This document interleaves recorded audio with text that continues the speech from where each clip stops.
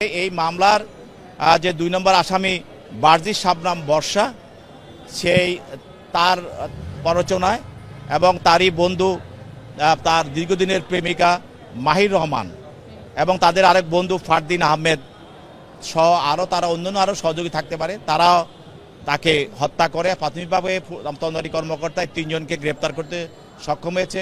এইখানে এই জবানবন্দি এবং বিভিন্ন মামলার বিষয়বস্তু তদন্তকারী কর্মকর্তা তদন্তে এনে বাকি যারা জড়িত আছে তাদেরকে বের করে আনবে।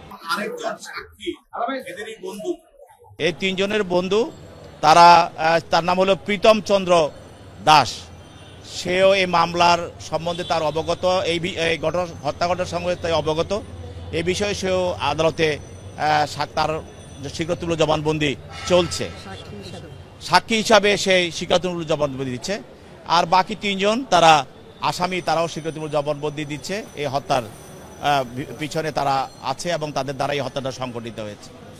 তো এখন বিষয়টা হলো যে এই মামলার যে 2 নম্বর আসামি বারজিস শাবনাম বর্ষা, সেই তার প্ররোচনায় এবং তারই বন্ধু তার দীর্ঘদিনের প্রেমিকা মাহির রহমান এবং তাদের আরেক বন্ধু ফারদিন আহমেদ সহ তারা অন্যান্য সহযোগী থাকতে পারে, তারা তাকে হত্যা করে। প্রাথমিকভাবে তদন্তকারী কর্মকর্তা 3 জনকে গ্রেপ্তার করতে সক্ষম হয়েছে এবং এটার সঙ্গে আর কারা জড়িত আছে কিনা সেটাও তদন্তকারী কর্মকর্তা খুঁজে দেখছে এবং সেটা তারা তদন্ত অবস্থায় রেখেছে এবং সবাইকে এই ঘটনার সঙ্গে কারা কারা জড়িত থাকতে পারে সেটাও নজরে রাখা হচ্ছে। আমরা মনে করছি সম্পূর্ণ ঘটনাটি সবার সামনে প্রকাশিত হবে, যেহেতু 3 জনের স্বীকৃতিমূলক জবানবন্দি প্রদান করেছে। বাকি আর কারা জড়িত আছে সেটিও বের করা যাবে। আদালত এখানে কোনো সিদ্ধান্তের বিষয় নয়।